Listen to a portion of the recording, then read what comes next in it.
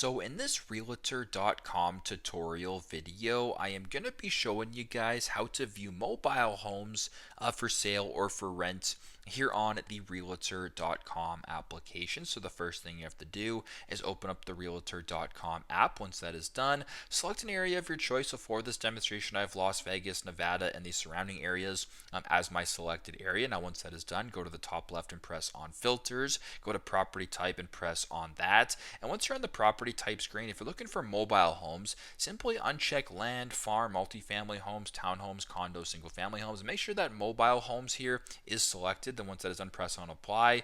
Now on the screen in front of you, you can see all the listings that are considered mobile homes here in front of you in the search and on the screen. So super simple, super straightforward. But this is how to view mobile homes listings here on the Realtor.com application.